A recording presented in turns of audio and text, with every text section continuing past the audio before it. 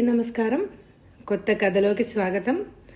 ఈ కథ పేరు ముత్యాల లోలకులు. రచన ఉన్నవ విజయలక్ష్మి గారు. యువ మాసపత్రికలో 1980లో ప్రచురింపబడింది. చదువుతున్నది దేవి. ఇంకా కథలోకి వెళ్దామా? మళ్ళీ నా జీవితంలో ఇంత కష్టం ఎదురవుతుందని ఎప్పుడూ ఊహించలేదు కృష్ణ. సరిగ్గా 18 ఏళ్ల క్రితం అనుభవించాను ఇటువంటి వేదన. ఆ పైన మాట్లాడలేక చేతుల్లో మొహం కప్పుకున్నాడు సత్యనారాయణ. కృష్ణవేణికి కళ్ళు తిరిగాయి. తనంటే సత్యానికి ఎంత ప్రేమో ఆమెకు తెలుసు. కానీ 4 రోజుల క్రిందట ఇల్లు విడిచి వెళ్ళిపోయిన సుధారాణి అంటే సత్యానికి పంచ ప్రాణాలు అన్న సంగతి కూడా కృష్ణవేణికి తెలుసు. సుధను గురించిన భయంలోనే తనను సత్యం పెళ్లి చేసుకోలేదు అన్న నిజం కృష్ణవేణికి చాలాసార్లు స్ఫురించిన సుధారాణిని తలుచుకుంటేనే ఒళ్ళు మండుకొచ్చిన క్షణాలు గతంలో చాలానే ఉన్నా, ఇవాళ కట్టుబట్టలతో పరారి అయిన ఆ కన్నపిల్లను, ఆ పిల్ల కోసం తిండి నిద్ర లేకుండా తప్పిస్తున్న సత్యాన్ని చూసి కృష్ణవేణికి జాలి నిండుకొచ్చిందే కానీ కోపం రాలేదు. ఏడ్చే మగాణ్ణి ఎలా ఓదార్చాలో ఆమెకు అర్థం కాలేదు. నెమ్మదిగా అతని చేతులు తన చేతుల్లోకి తీసుకుని, సత్యం, వెంటనే లేచి స్నానం చేసి భోజనం చేసి నిద్ర పోకపోయావు అంటే ఈ రాత్రికి నేను ఎక్కడికైనా పారిపోతాను. రేపు ఇద్దరి కోసం ఇంకా ఎక్కువ ఏడ్చినా పక్కన కూర్చుని నీతో మాట్లాడడానికి కూడా ఎవ్వరూ ఉండరు. ఇహ నీ ఇష్టం అంది కృష్ణవేణి సత్యనారాయణ కళ్ళలోకి చూస్తూ. కృష్ణ, ఎంత కోపం వచ్చినా పని మాత్రం చేయకు. అదే జరిగితే రేపటికి నేను ఉండను. నా పక్కన ఎవరైనా ఉండరని నువ్వు జాలి పడనక్కర్లేదు. ఈ ఊరి జనమంతా ఈ మేడ ముందే ఉంటారు అన్నాడు. కృష్ణవేణి అమాంతం అతని మీద ఒరిగిపోయి, క్షమించు సత్యం, పాపిష్టిదాన్ని, ఆలోచించకుండా మాట్లాడాను అంటూ వెక్కి వెక్కి ఏడ్చింది. సత్యం లేచి స్నానానికి వెళ్ళాడు. కృష్ణవేణి కళ్ళు తుడుచుకుని జుట్టు సరిచేసుకుని మెట్లు దిగి కింద హాల్లోకి వెళ్ళింది. 4 నౌకర్లు తీరిగా కూర్చొని కబుర్లు చెప్పుకుంటున్నారు. కృష్ణవేణి ఆఖరి మెట్టు మీద నిలబడి, మీ ఎవరి పేర్లు నాకు తెలియవు. సత్యం గారు స్నానానికి వెళ్ళారు. పైన వారి గది శుభ్రం చేసి పక్క మీద దుప్పట్లు మార్చాలి. డ్రైవర్ను కారు తీసుకొని రమ్మనండి. నేను ఇంటికి వెళ్ళి అరగంటలో తిరిగి వస్తాను. మీలో వంట ఎవరు చేస్తారో తెలియదు కానీ ఇంకో గంటలో మా ఇద్దరికి భోజనం సిద్ధం కావాలి. ఇంకా సేపట్లో పోలీస్ ఇన్స్పెక్టర్ గారు వస్తారు ఇక్కడకు. ఫర్నిచర్ మీద దుమ్ము లేకుండా తుడవాలి. ఆ పేపర్లు పుస్తకాలు సరిగ్గా సర్ది పెట్టాలి. మీరు లేచి త్వరగా మీ పనులు చేసుకుంటే మంచిది అన్నది. నిర్ఘాంతపోయిన నౌకర్లు 4 మూలలకు నడిచారు. అయ్యగారు అప్పుడప్పుడు కృష్ణవేణమ్మ ఈ మేడకి వచ్చి నౌకర్లకు పన్నులు పురమాయించగలదని వాళ్ళు కల్లో కూడా అనుకోలేదు. డ్రైవర్ కారు తీసుకురాగానే కృష్ణవేణి తన ఇంటికి వెళ్ళింది. స్నానం చేసి చిన్న సూట్ కేసులో 3 జతల బట్టలు సర్దుకొని సత్యనారాయణ మేడకు తిరిగి వచ్చింది. వెళ్ళేటప్పుడు ఆ మాట మాత్రం చెప్పి వెళ్తేనే అన్నాడు సత్యం. డ్రైవర్ సూట్ కేసు తీసుకొచ్చి గదిలో పెట్టాడు. సత్యనారాయణ మొహంలో వెన్నెల వెరిసింది. ఆప్యాయంగా కృష్ణ భుజం మీద చెయ్యేస్తూ, ఇక్కడికి రమ్మని అడిగే సాహసం నాకు లేకపోయింది. నేను పిలవకపోయినా రాగల సాహసం నీకుంది అంటే నేనంటే నీకెంత ప్రేమో తెలుస్తోంది కృష్ణ అన్నాడు సత్యం. ఎన్నాళ్ళకైనా గుర్తించావు. నా అదృష్టాన్ని నేనే పోడుకోవాలి. ఆకలి మండిపోతోంది నాకు. రా భోంచేద్దాం అంది కృష్ణవేణి. భోజనం చేసి చేతులు కడుక్కుంటూ ఉండగా పోలీస్ వ్యాన్ వచ్చి ఇంటి ముందు ఆగింది. ఇన్స్పెక్టర్ సత్యనారాయణతో, మీ రిపోర్ట్ చేరింది. అమ్మాయి గురించి వివరాలు కావాలి. చెప్తే వ్రాసుకుంటాను అన్నాడు. మా పాప పేరు సుధారాణి. వయసు 18. తెల్లగా ఉంటుంది. ఈమె కన్నా కాస్త పొడుగుంటుంది. సన్నగా రెపరెపలాడుతూ ఉంటుంది. హైదరాబాద్లో BA చదువుతోంది. సెలవులకు వారం కిందట ఇక్కడికి వచ్చింది. ఆవేళ సుధ పుట్టినరోజు. కొత్త చీర కట్టుకొని నేనిచ్చిన ముత్యాల లోలకులు పెట్టుకుంది. మధ్యాహ్నం భోంచేసిన తర్వాత సుధని పిలిచి జగన్నాథం గారి అబ్బాయి రమేష్ ఫోటో చూపించాను. రమేష్ అమెరికాలో చదువుకుంటున్నాడని, వచ్చే నెలలో ఇండియా వస్తున్నాడని చెప్పాను. పెళ్లి చేసుకుని భార్యను తీసుకుని అమెరికా వెళ్లే ప్రయత్నంలో ఉన్నాడని, ఆ అబ్బాయి సంబంధం సుధ కోసం మాట్లాడుతున్నానని చెప్పాను అమ్మాయితో. క్షమించాలి, 4 రోజుల నాడు అమ్మాయి ఇల్లు విడిచిపోతే ఇవాళ పొద్దున వరకు మీరు రిపోర్ట్ ఇవ్వకపోవడానికి కారణం అడిగాడు ఇన్స్పెక్టర్. సత్యనారాయణ మొహం దించుకొని నన్ను బెదిరించడానికి ఏ ఫ్రెండ్ ఇంట్లోనో ఒకరోజు ఉంటుంది అని అనుకున్నాను. పాప నిజంగా ఇంత పిచ్చి పని చేస్తుందని అనుకోలేదు. ఈ వార్త పేపర్లో పడితే జగన్నాథం కొడుకు చేసుకోవడానికి భయపడ్డాను అని అన్నాడు. ఎవరా జగన్నాథం గారు? ఆ సంబంధానికి అమ్మాయి ఏమైనా అభ్యంతరం చెప్పిందా? మళ్ళీ అడిగాడు ఇన్స్పెక్టర్. నాతో మాట మాత్రమైనా అనలేదు. నన్నేమీ అడగలేదు. ఆడపిల్లని ఏం వివరాలు అడుగుతానో లెమ్మనుకున్నాను. పాపకు ఆ సంబంధం ఇష్టం కాదని అనుకోలేదు. బంగారం లాంటి సంబంధం, దొరబాబు లాంటి పెళ్లి కొడుకు. నా పేరు చెప్తే జగన్నాథం దమ్మడి కట్నం అడగడు. సుధకెందుకో నచ్చకపోవాలండి ఆ సంబంధం అన్నాడు సత్యనారాయణ. ఇన్స్పెక్టర్ కష్టపడి నవ్వు ఆపుకున్నాడు. ఏదో అనబోయి అంతలో మాట మార్చి, సుధారాణి వెళ్ళిపోయే రోజున కట్టుకున్న బట్టలు, పెట్టుకున్న నగల వివరాలు చెప్తారా? వాటితో పాటు ఏవైనా విలువైన నగలేమన్నా తీసుకెళ్ళిందేమో తెలుసునా అని అడిగాడు. అబ్బే, కట్టు బట్టలతో వెళ్ళిందండి. ఎంత కోపం రాకపోతే అంత పిచ్చి పని చేస్తుంది. ఆవేళ కట్టుకున్న చీరో ఏదో బ్లూ డిజైన్. కృష్ణవేణి హాల్లోకి వచ్చి చప్పున, క్షమించాలి, అది బ్లూ కాదు, సత్యంగారికి నీలం ఆకుపచ్చ ఒకేలాగా కనపడతాయి అంది. సత్యనారాయణ, కృష్ణవేణి, ఆ వివరాలు సరిగ్గా నువ్వే చెప్పు. ఇన్స్పెక్టర్ గారు, ఆ చీర సెలెక్ట్ చేసింది కృష్ణవేణి అన్నాడు సత్యనారాయణ. వ్రాసుకున్న నోట్బుక్లో బ్లూ కొట్టేస్తూ, మీరేమవుతారు సత్యనారాయణ గారికి అన్నాడు ఇన్స్పెక్టరు. సత్యనారాయణ ముఖం సిగ్గుతో కందగడ్డలాగా అయింది. కృష్ణవేణి తేలిగ్గా నవ్వేస్తూ, మేమిద్దరం స్నేహితులం సార్. సుధారాణి చీర సంగతి అది గోల్కొండ ఫ్యాషన్లో కొన్నాం. Moss green Pochampally design silk చీర అన్నది. ఇన్స్పెక్టర్ లోలకులు అన్నాడు. అవి ఎలాంటివో అడిగాడు.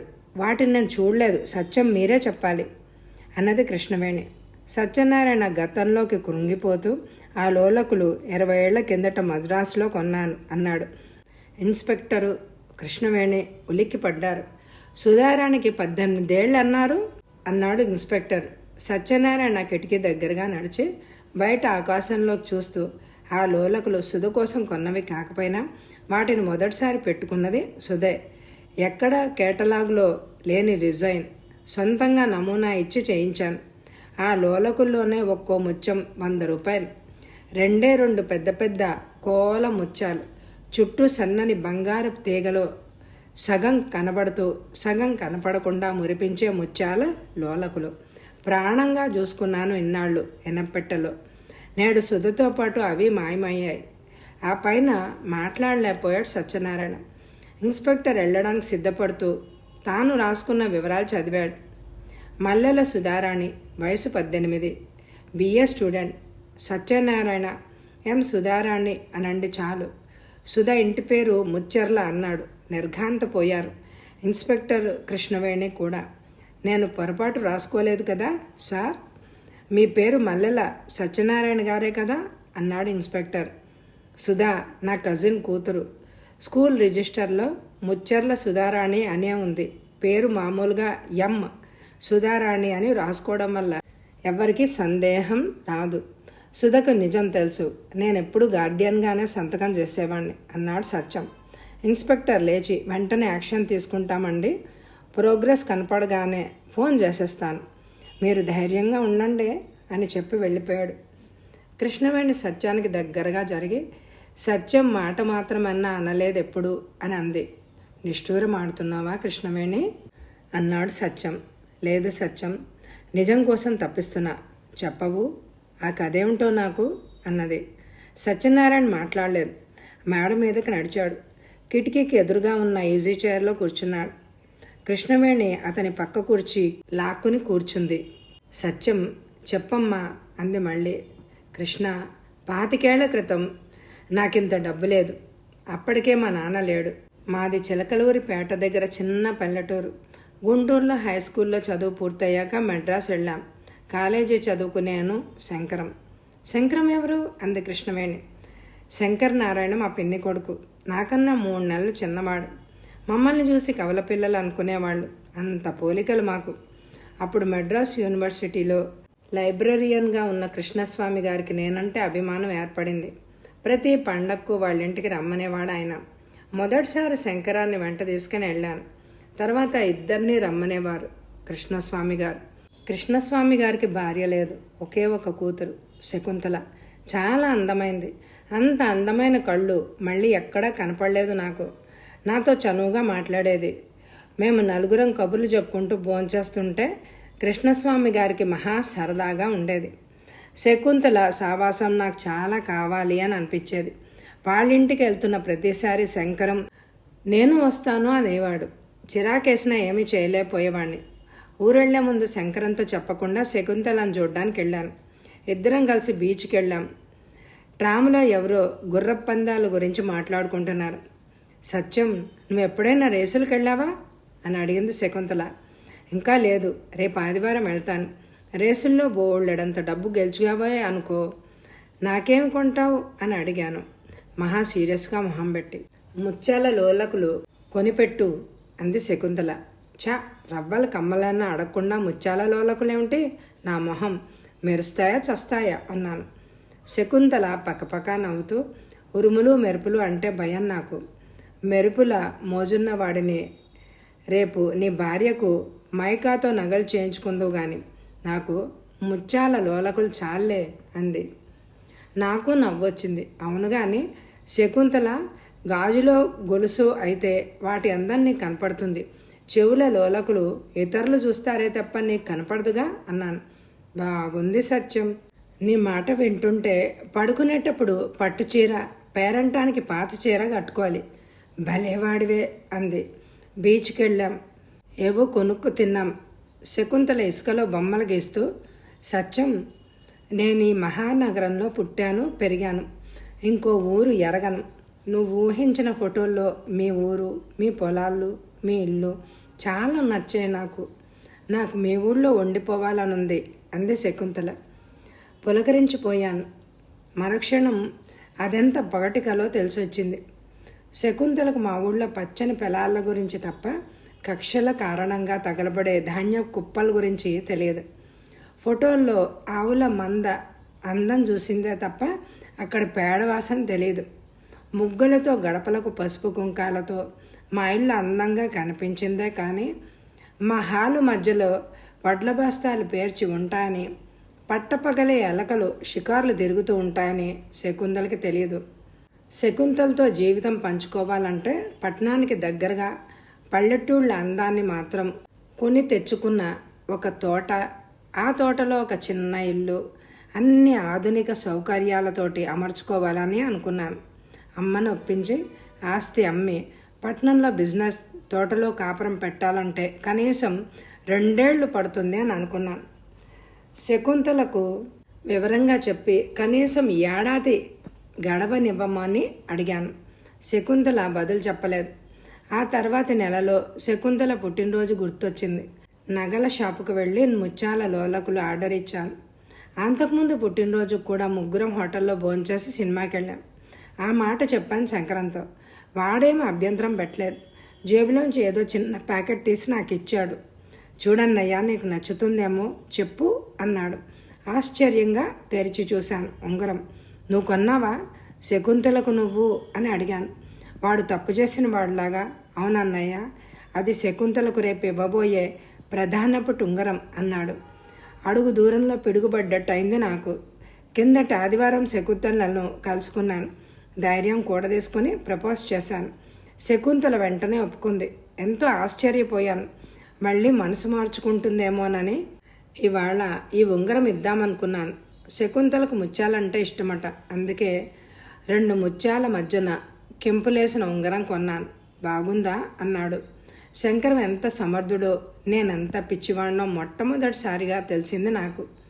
ఆ ఉంగరం నా మనసులో బొంగరాలు తిరిగింది. ముత్యాల మధ్య కెంపు కాదు, 2 కెంపుల మధ్య నిస్సహాయంగా నిలిచిపోయిన ముత్యంలాగా తోచింది శకుంతల నాకు. ఇంకా ఆమెకు లోలకులు ఇవ్వలేకపోయాను నేను. ఆ తర్వాత నేను చెయ్యగలిగింది ఏమీ లేదు. నెల తిరగకుండా శకుంతల పెళ్ళైపోయింది. చదువు పూర్తవగానే నేను ఊరెళ్ళిపోయాను. శంకరం మెడ్రాస్లో ఉద్యోగం వెతుక్కున్నాడు. నువ్వు నిజంగా పిచ్చివాడివి సత్యం, తర్వాత ఏమైంది అని అడిగింది కృష్ణవేణి. ఆ ఏడాది మా అమ్మ తెచ్చిన సంబంధాలన్నీ తిరగొట్టాను. శకుంతల గుర్తొచ్చినప్పుడల్లా పెట్టెదెరిచి ముత్యాల లోలకులు చూసుకునేవాణ్ణి. ఏడాదికి సుధ పుట్టిన కబురు తెలిసింది. నా మనసు బరువెక్కిందే కానీ పొంగిపోలేదు. మరుక్షణం నా మీద నాకెంత అసహ్యం వేసిందో నువ్వు ఊహించలేవు. నెల్లాళ్ల తర్వాత శంకరానికి శకుంతలకు ఉత్తరం రాశాను. అమ్మ ఆరోగ్యం బాగాలేనందున నేను ఇల్లు విడిచి రాలేనని, వచ్చే నెలలో శకుంతల పుట్టినరోజు నాటికి పాపం తీసుకుని వాళ్లను మా ఊరు రమ్మని రాశాను. చంటి పిల్లతో ప్రయాణం కష్టమని రాశాడు శంకరం. కాదు కూడదు రావాలంటూ పట్టుబట్టాను. వాళ్ళు వచ్చే నాటికి ఇల్లంతా శుభ్రం చేయించి సున్న వేయించి పెళ్లి ఇల్లులాగా సిద్ధం చేయించాను. తుఫాను వచ్చే సూచనలున్నవి, రావడం లేదని రాశాడు శంకరం. అంత పెద్ద తుఫాను వస్తే రైళ్లు ఆగిపోతాయి. రైళ్లు నడిచే వరకు మీకేం పర్వాలేదు రమ్మని వైరిచ్చాను. ఎందుకంత మూర్ఖంగా ప్రవర్తించావు కృష్ణ అంది. శకుంతలను తమ్ముడి భార్యగా స్నేహితురాలుగా చూస్తే గాని నా పాపం పోదన్న తహతహ నన్ను తొందరపెట్టింది. వాళ్ళు బయలుదేరే ముందు టెలిగ్రామ్ ఇచ్చారు. తుఫాను బాధ లేకపోయినా తెనాలి దగ్గర రైలు పట్టాలు తప్పింది. సంగతి తెలిసి ప్రాణాలు గుప్పట్లో పెట్టుకొని పరిగెత్తాను. శంకరం చివరి మాట కూడా దక్కలేదు నాకు. శకుంతల బిడ్డను ఎట్లా పొదివి పట్టుకుందో దేవుడికే తెలియదు. సుధకి నుదుటి మీద చిన్న గాయం తప్ప దెబ్బలేమీ తగలేదు. శకుంతల కొస ఊపిరితో ఉంది.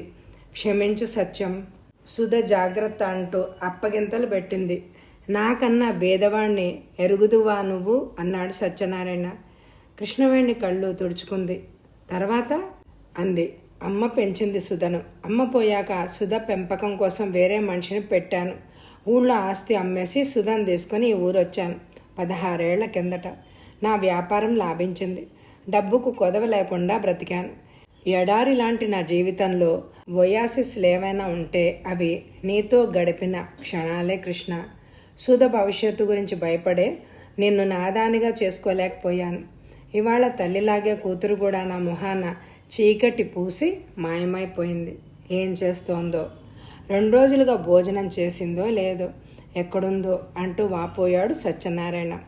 పోస్టు వచ్చిందంటూ కవర్ తెచ్చాడు. ఉత్తరం ఆత్రంగా చింపి చదివాడు సత్యం. నాన్న, బ్రతికే ఉన్నాను. నువ్వు పెళ్లి కుదిర్చావంటే నేను చాలా పెద్దదాన్ని అయిపోయాను అని అనుకున్నాను. పారిపోయి వచ్చి ఫ్రెండ్ ఇంట్లో ఉన్నాను. మహాపట్నంలో ఉద్యోగం కోసం వెతికితే వయసు చాలదు, అనుభవం లేదు అన్నారు. నాకు ఇంకా చదువుకోవాలని ఉంది. జీతం ఎవరు కడతారో తెలియదు. చేతి ఖర్చులకు లోలకులు తాకట్టు పెట్టాను. తిరిగి రావడానికి టికెట్ డబ్బులు లేదు. వెంటనే వచ్చి తీసుకెళ్ళు. నీకు నచ్చిన వాడి కాళ్ళు కడుగు. వాడి ముక్కు మొహం నాకు తెలియపోయినా పర్వాలేదులే. నీ మీద కోపంతో సుధారాణి. కృష్ణ, సుధ దొరికింది, సుధ దొరికింది అంటూ పొంగిపోయాడు సత్యనారాయణ. కృష్ణమేణి పోలీస్ స్టేషన్కి ఫోన్ చేసింది. కృష్ణ, నువ్వు కూడా నాతోరా, ఇద్దరం వెళ్ళి పాపం తీసుకొద్దామన్నాడు సత్యం. కృష్ణవేణి ఆశ్చర్యంగా, నేనెందుకు సత్యం అంది. నాకు ఇంకా ఈ దాగుడు మూతల జీవితం వద్దు. సుధ జీవితం సుధది, నా జీవితం నాది అన్నాడు సత్యనారాయణ. సుధను వెంట పెట్టుకుని హోటల్కి తీసుకొచ్చాడు సత్యనారాయణ.